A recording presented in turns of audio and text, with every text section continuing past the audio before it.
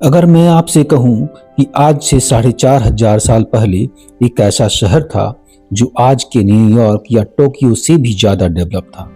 एक ऐसा शहर जिसने स्वच्छता, योजना और शहरी जीवन की एक ऐसी मिसाल कायम की जिसे देखकर आज के आर्किटेक्ट्स भी हैरान रह जाएं। ये शहर था मोहनजोदाड़ो। नमस्कार दोस्तों, स्वागत है आपका एडुसन चैनल पर।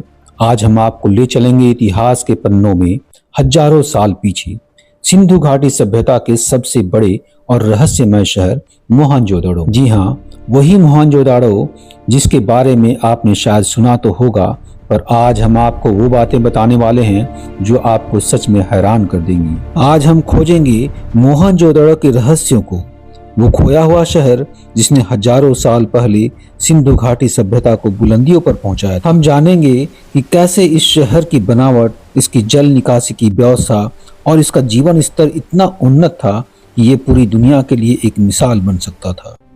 तो कुर्सी की पेटी बांध लीजिए, क्योंकि ये वीडियो आपको इतिहास के पन्नों में एक अविश्वसनीय सफर पर ले जाने वाला है। मोहनजोदाड़ो, जिसका मतलब है मृतकों का टीला, आज के पाकिस्तान के सिंध प्रांत में स्थित है। यह सिर्फ एक शहर नहीं था, ये एक पूरी की पूरी योजनाबद्ध नगरीय व्यवस्था का जीता जागता सबूत। अब बात करते हैं इस शहर की खोज की। 1920 ईस्वी के दशक में भारतीय पुरातत्व सर्वेक्षण के जॉन मार्शल के नेतृत्व में खुदाई शुरू हुई और जो सामने आया उसने पूरी दुनिया को चौंका दिया।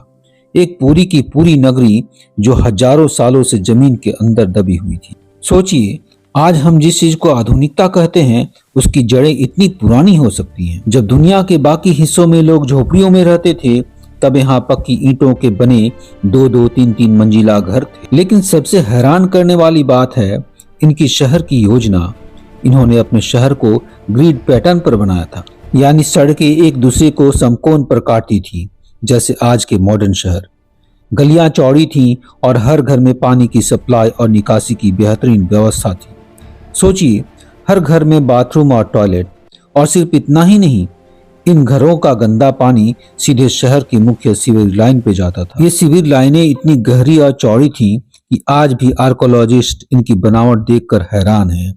ये सिस्टम इतना एडवांस था कि इसने स्वच्छता और बीमारियों पर नियंत्रण के मामले में उस समय की बाकी सभ्यताओं को पीछे छोड़ दिया। और फिर आता है वो ढांचा जिसने पूरी दुनिया को चौंका दिया, द ग्रेट बाथ।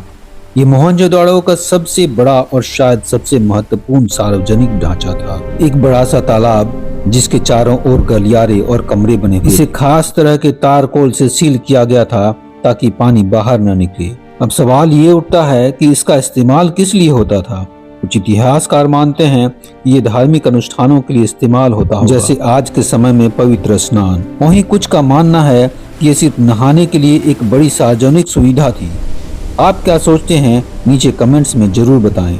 मोहनजोदाड़ो सिर्फ अपने आर्किटेक्चर के लिए ही नहीं, बल्कि अपनी आर्थिक व्यवस्था के लिए भी जाना जाता था। यहाँ बड़े बड़े अन्न भंडार मिले हैं जिनसे पता चलता है कि ये एक संपन्न कृषि प्रधान सभ्यता थी। ये अनाज को स्टोर करते थे जिससे अकाल जैसी स्थिति से निपटा जा सके। और इनकी व्यापारिक कुशलता का अंदाजा आप इनके मोहरों से लगा सकते हैं। इन सीलों पर जानवरों की आकृतियां, लिपि और कुछ प्रतीक बने होते थे। ये सील से शायद व्यापार के दौरान सामान की पहचान या स्वामित्व बताने के लिए इस्तेमाल होती होंगी। सोचिए, 4,500 साल पहले भी एक संगठित व्यापारिक व्यवस्था। अब बात करते हैं इनके समाज की। मोहनजोदाड़ो में अलग अलग तरह के घर मिले, कुछ बहुत बड़े और शानदार, तो कुछ छोटे। इसे लगता है कि समाज में वर्ग विभाजन तो रहा होगा, पर वो शायद इतना क्रूर नहीं था जितना हम आज की दुनिया में देखते हैं। यहाँ कारीगरों के वर्कशॉप्स भी मिले हैं, जहाँ मूर्तियां, गहने और मिट्टी के बर्तन बनाए जाते थे। यहाँ के लोग कला और शिल्प में भी माहिर थे। इन छोटी छोटी बातों से पता चलता है कि ये एक सभ्य और विकसित समाज था। लेकिन मोहनजोदाड़ो का सबसे बड़ा रहस्य है इसकी लिपि, सिंधु लिपि। ये दुनिया की सबसे पुरानी लिपियों में से एक है, पर आज तक कोई भी इसे पूरी तरह पढ़ नहीं पाया। वो क्या लिखते थे, क्या कहते थे, उनकी कहानियां क्या थीं, ये सब आज भी एक अनसुलझा रहस्य है। सोचिए, एक पूरी की पूरी सभ्यता की आवाज जो सदियों से खामोश है। क्या आप कल्पना कर सकते हैं कि अगर हम इसे पढ़ पाते तो इतिहास के कितने राज खुल जाते। क्या आप जानते हैं कि ऐसी कौन सी अन्य प्राचीन सभ्यता है जिसकी लिपि आज तक अनसुलझी है? कमेंट्स में जरूर बताएं। मोहनजोदड़ो की सबसे पहली और सबसे चौंकाने वाली बात है इसका सुनियोजित शहरी ढांचा। ये कोई यूं ही बसा हुआ शहर नहीं था। यहाँ की सड़कें एक ग्रिड पैटर्न में, यानी एक दूसरे को समकोण पर काटती हुई बनाई गई थी, जैसे आज के मॉडर्न शहर। सोचिए, 4,500 साल पहले बिना किसी कंप्यूटर या मॉडर्न तकनीक के ये लोग इतनी सटीकता से शहर कैसे प्लान कर सकते थे? शहर को अलग अलग हिस्सों में बांट दिया गया था। एक ऊपरी हिस्सा जिसे सिटाडेल कहा जाता था, जहां शायद बड़े सार्वजनिक भवन और प्रशासनिक केंद्र थे, और दूसरा निचला शहर जहां आम नागरिक रहते थे।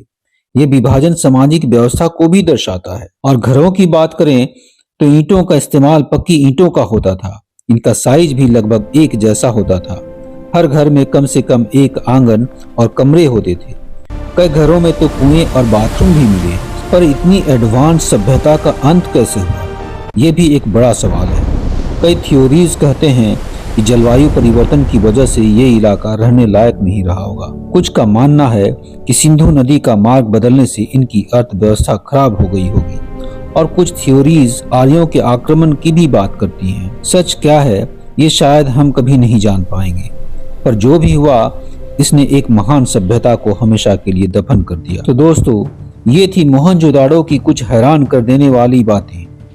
आज से 4,500 साल पहले ऐसी नगरीय व्यवस्था, ऐसी स्वच्छता, ऐसी योजनाबद्धता, ये सच में अविश्वसनीय है। यह हमें सिखाता है कि इंसान की रचनात्मकता और क्षमता का कोई सीमा नहीं, चाहे वो कितना भी प्राचीन काल क्यों न हो।